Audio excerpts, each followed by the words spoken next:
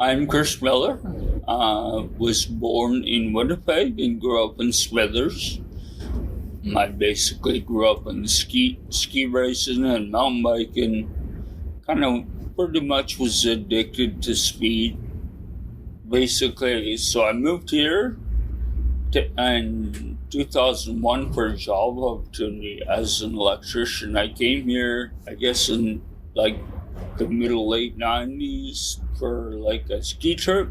I love tree skiing, and Revelstoke definitely had the best deep snow tree skiing that I'd come to, and so that kind of brought me back. I had a good friend that I grew up with that moved here, and so I had an opportunity to come here only for a 4-month job. And then winter started coming, we started talking about skiing, and long story short, Revelstoke. Just over 10 years ago, I had a stroke, a brainstem stroke that basically left me with a lot of disabilities, and one of my main ones is like my lack of balance, so I can't walk. I'm like get around everywhere either by wheelchair or I roll, like bikes and a scooter. I don't walk, I roll. Being like that, I rode bikes all my life. Like cycling was sort of natural to me, that I was, if I could ride there, I could get there. Skiing, like I do get the opportunity to go in the ski yearly, pretty much. Maybe last year I didn't go at all, actually. But like because of my vision, like unless it's groomed like perfectly, like the first corduroy runs, then it's great for me. But as soon as it's chopped to a bit, like it's like my body, I don't react to the contours, like, and when you're sitting in a chair, like if you don't see nothing, you're just along for the ride. And, it's not really that fun. For me, it's all about just getting up the mountain and hanging out with buddies and having a beer and a hamburger. The skiing part of it, unfortunately, doesn't really work out for me anymore. Yeah, hamburger and beer in the sunshine, in the mountains, pretty hard to beat. Everyone comes here because of, the mountains and the extreme of everything, and yet the valley, like, we're in the bottom of River Valley where, like, it's pretty much flat for, like, miles. And so either side of Revelstoke, I travel, like, I can get around quite easily, and, depending on where I'm going and what the conditions are like, are pretty much what cycle or my scooter I use. I have a electric mobility scooter that I use for shopping and downtown stuff. There's lots of places where there's one small step to get into, and that prevents me from going in there. It's because I'm not good at stairs, and my scooter doesn't go stairs very well. Yeah, like most places in town have, honestly, like, if I can't go there, they make a means so that I can go there. Yeah, like, quite honestly, like, I like everyone else, and if I drink, I go to the washroom, and, like, a lot of the places don't really have an accessible washroom. Some say they do, but when it comes to actually use them, they don't really. And like, I've sort of learned, like, if I'm on my scooter going downtown, I got time going to the washroom, or else if I have to go, there's only 2 places in town. 2 places that I can get my scooter, and one being the community center and one by our van shell downtown. There's an accessible washroom that I can go in. However, in the wintertime, it's not always open. Lots of times, it's an adventure to get to the washroom, and I'm not really into that adventure. Like something that, we all have to do, it becomes a real challenge.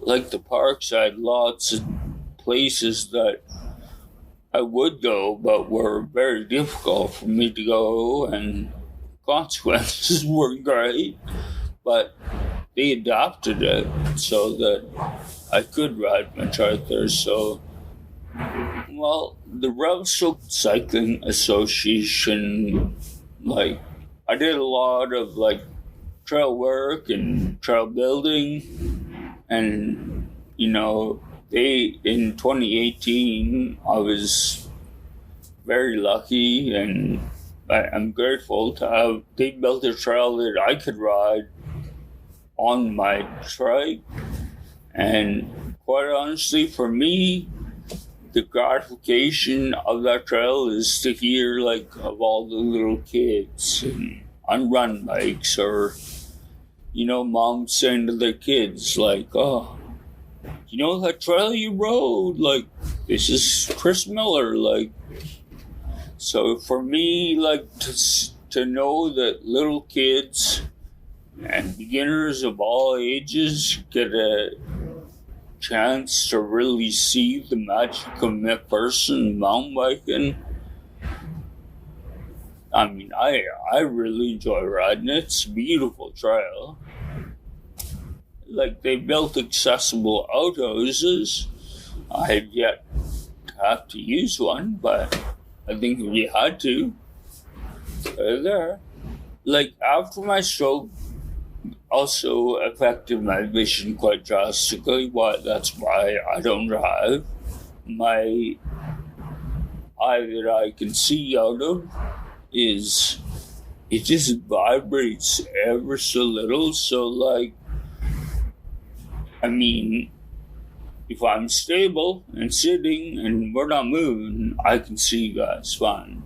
But over a distance like that, vibrational fact. So, like, even a short distance, I still can't really, like, pick out plant features of a person when they go on the sidewalk.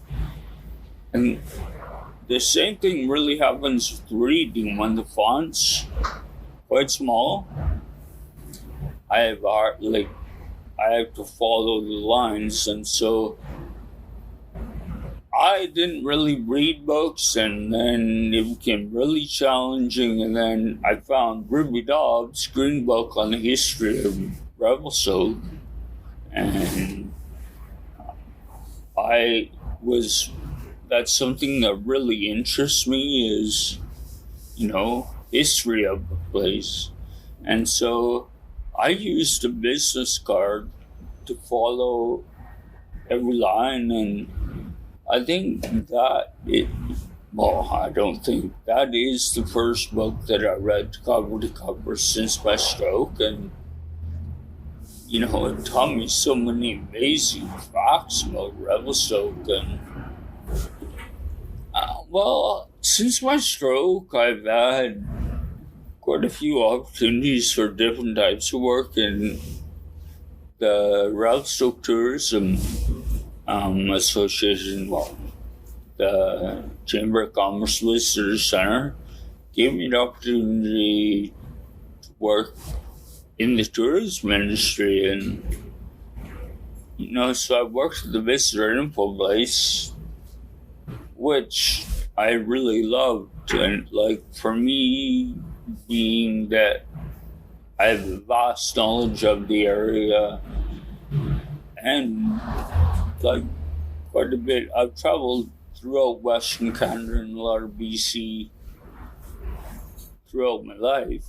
And so to be able to pass this knowledge on, like, and sometimes, like, people walk in and they just want the basics and that's it. But then once in a while you get a visitor that, you provide them with information you really connect with, and that when they leave, they're going to go see that. And that is what, that and among other things will be a reason why they remember coming to Revelstoke. So I worked at the visitor center for a few summers, and then COVID came, and at that time they were starting to build a campground on the bottom of Mount Revelstoke, and I got the opportunity. I got asked if I wanted to work in the campground sort of once we allowed visitors back in.